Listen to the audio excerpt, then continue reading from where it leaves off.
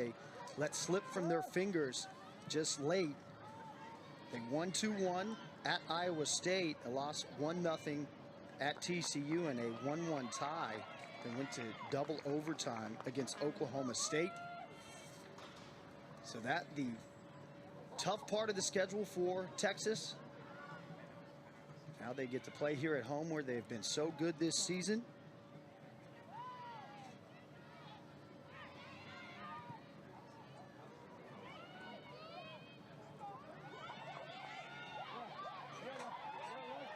Texas with their first opportunity moving forward. Oklahoma defense gathers and will clear. That from the keeper, McKinley Crone.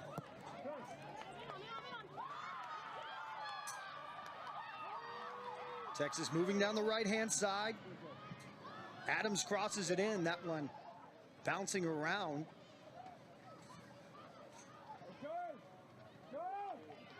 Sooners trying to clear, but back to Adams. Tries to cross, but no one there into the arms of Crone. Not bad start for Texas here. Not bad start at all. Christine, give us your keys for tonight's match. Well, I think for Oklahoma, they've gotten themselves in good position to win games, but they haven't been able to pull it off so much. I think really in the attacking third for them, creating the chances, but more importantly, finishing those chances that they're creating. And I think for Texas, obviously coming off a 4-game road trip with a win, a tie and 2 losses, now being home where they're 7-0. So I think the key for them tonight is to get the W at home, continuing that win streak and getting on that momentum moving forward with these next couple games coming at home. 7-0 this season here at Mike A. Myers. A 3-2-2 record for Texas on the road.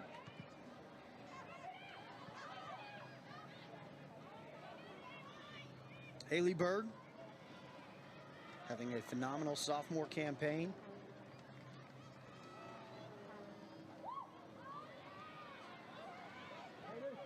Berg drawing 2 defenders. Texas continuing to build forward. That's a handball there a little bit. Liking what you're seeing early. I am, and I think what's so great is how Haley and Sierra are finding each other. And I think early in the season, they weren't as connected, and now you can see them looking for each other. They're a little cleaner in their passing and preparation for everything, and looking to find the back of the net. So it's nice to see a little combo between them. But the attack has been great. I mean, they're having some patience. I mean, look at the time Sierra's having there to turn. And just getting in position to create a pass or take a shot on goal. Majority of the opening 4 minutes been spent down in the attacking third for Texas. This is the first time Oklahoma has had it down. O'Donnell loses control, but regained by Rivas. Shot attempt is blocked.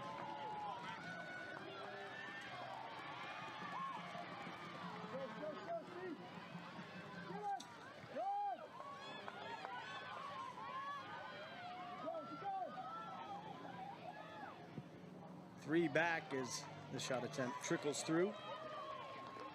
Let's take a look back at what you had mentioned, the handball on the shot from Texas. Right. So look at that, finding each other there. Haley taking a half chance here. Yeah, it's close to her body. That's a tough call. Let that one slide. One that ultimately... Well, from that angle, it's a little different. Was not called. But yeah, you were right on it. I think that's pretty clear right there, but... Yeah, that's... Nonetheless, in the rearview mirror. The mystery of the handball in the soccer game.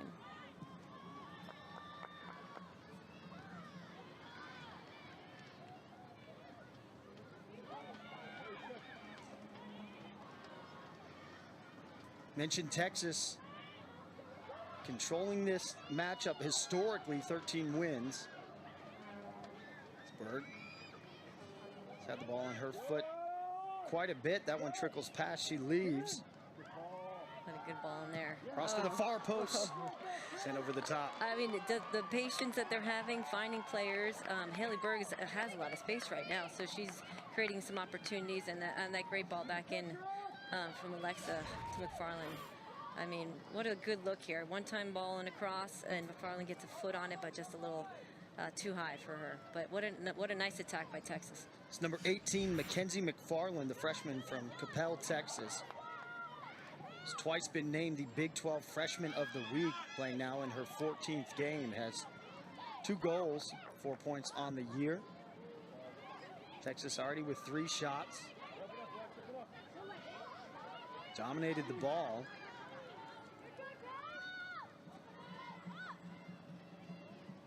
Sooners coming in off of a loss against TCU, 1-0 that goes to double overtime. Prior to that, they had their biggest win of the season, the Bedlam rivalry, beating number 12 Oklahoma State 2-1. After that, prior to that, excuse me, a tie 0-0 against Texas Tech in double OT for Matt Potter in his 7th year. It's a team that struggled last season, just 3 wins. Worse under Coach Potter, but they have bounced back nicely this season, already besting their goal total. The last 8 matches been decided by 1 goal or less, and Christine, you had brought up that point earlier. That's really been the story for Oklahoma. In that win against Oklahoma State, they capitalized on their opportunities. In their losses or ties, they haven't been able to make the most of their chances. Yeah, and you know, that's seems like all the teams in the Big 12 right now, the 1 goal difference in the games, and I really think you get the chances, you really gotta capitalize on them, because the chances aren't really happening as frequently with all these close games. Oklahoma's tightened up the defense. Rivas is able to dispossess on the Texas side, so Oklahoma working forward. It's Paige Welch that sent it in, collected by the Texas keeper, sophomore Nicole Curry.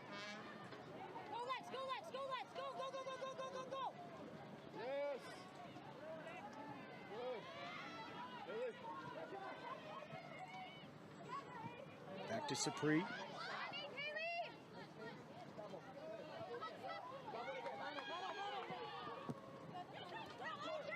Adams went right by the defender, but losing the ball.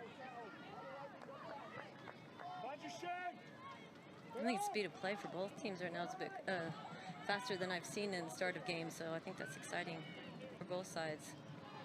They're looking to play quick, looking to get forward. Texas, second in the conference, 30th in the NCAA with 30 goals on the season. 23 for the Oklahoma side. They're 6th in the Big 12, 98th in the NCAA. Texas likes to strike early.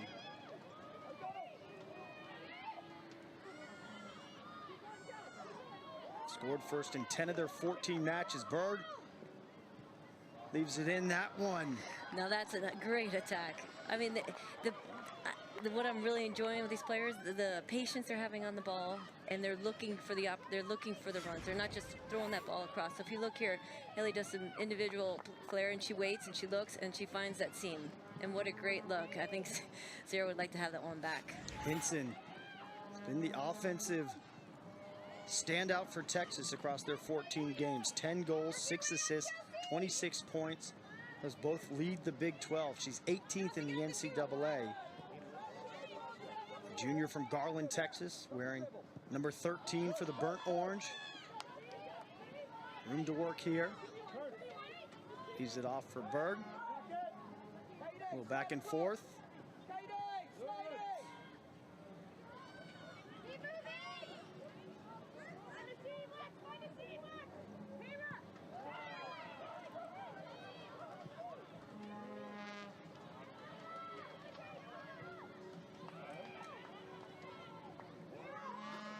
Texas will try from the left. Cross sent out. It's Emma Jett, number 24, working back.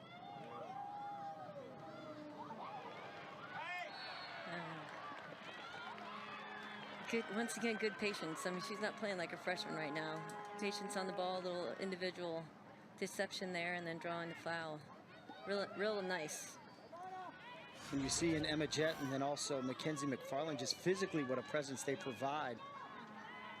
They are. Look at that sophisticated. Look at that little touch, and then being able to keep herself between the ball and the man. That's excellent work by McFarland. So Texas with the free kick. Sent all the way across.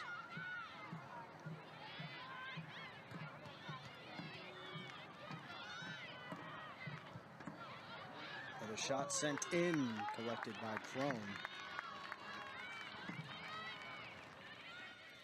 Right now, it doesn't look like Oklahoma's putting much pressure on the players. They're having some room to be able to play. And I think that Texas is kind of waiting to see if someone's going to step on them. But I think if they take advantage of the space they're having and get a goal off in this part of the half, they'll be in good shape. 5 shots for Texas to the 1.